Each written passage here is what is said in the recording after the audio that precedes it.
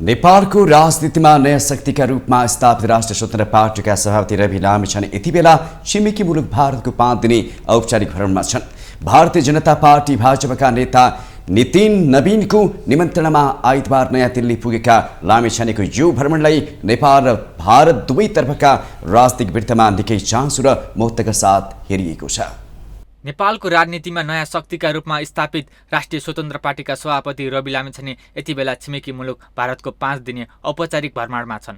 पछिल्लो आम निर्वाचनमा रासपाले हासिल गरेको अभूतपूर्ण सफलतापछि नयाँ दिल्लीले नेपालका परम्परागत राजनीतिक शक्ति बाहेक नयाँ उदयमान नेतृत्वलाई पनि विशेष प्राथमिकतामा राखेको यो भ्रमणले स्पष्ट पारेको छ।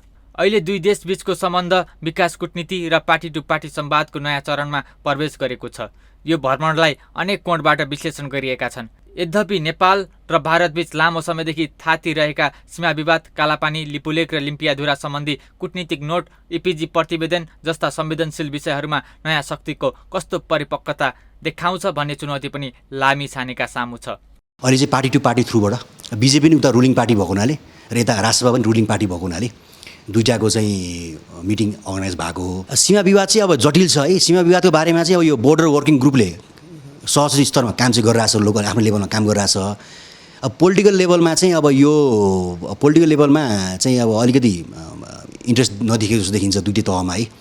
नेपाल गभर्मेन्ट चेन्ज भएर नै इन्डियाको पनि अब आफ्नो किसिमको लाइन, अब कालापानी लिपुलेको विषयमा इन्डियाले पहिले पनि भनिसकेको छ कि यो चाहिँ नेपालले क्लेम गलत गरेछ भन्ने कुरा गरेछ। इन्डियाले मानेको नेपालसँग बोर्डर डिस्प्युट भनेको सुस्ता र महेशपुर मात्रै हो। सभापति लामिछानेले यो भ्रमणमा परम्परागत राजनीतिक खिचातानी र आश्वासनबाट माथि उठेर परिणाममुखी विकास कूटनीतिलाई मुख्य प्राथमिकतामा राखेका छन्। नेपालको जलविद्युत विकास र भारतसँगको दीर्घकालीन ऊर्जा व्यापार सम्झौताको प्रभावकारी कार्यान्वयन र नेपालमा भारतीय लगानी भित्राउने, पर्यटन तथा सांस्कृतिक प्रवर्धन र युवाहरूका लागि देशभित्रै रोजगारी सृजना गर्ने आर्थिक एजेन्डाहरू छन्। अर्कोतर्फ नेपालको कूटनीतिक सन्तुलन कायम राख्न भारत र चीन दुवै छिमेकीसँग समान दूरीको सम्बन्ध राख्नुपर्ने घरेलु दबाव राजसभामाथि उत्तिकै छ।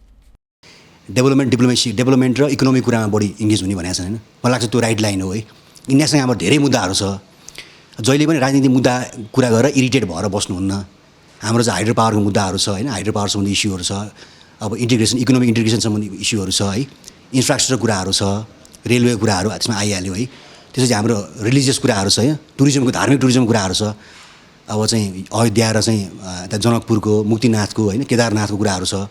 यस्ता कुराहरूलाई प्रमोट गऱ्यो भने चाहिँ दुईटै पक्षले पैसा पनि कमाउने अनि आर्थिक समृद्धि पनि हासिल हुन्छ क्या। लामिछानेको यो भारत भ्रमणले नेपालका पुराना राजनीतिक दलहरूलाई मात्र होइन अन्तर्राष्ट्रिय समुदायलाई समेत नयाँ सन्देश दिएको छ। भारतले नेपालको नयाँ राजनीतिक जनमत र नेतृत्वलाई खुल्ला रूपमा स्वीकारेको यो भ्रमणले पुष्टि गर्दछ। आगामी दिनमा यो संवादले नेपाल भारत सम्बन्धलाई पारस्परिक सम्मान र साझा समृद्धिको दिशामा कतिको अगाडि बढाउँछ त्यो भने भ्रमणपछिका कूटनीतिक कदमहरूले तय गर्नेछन्। माउन्टेन टेलिभिजनका लागि नरेन्द्र गेवाली।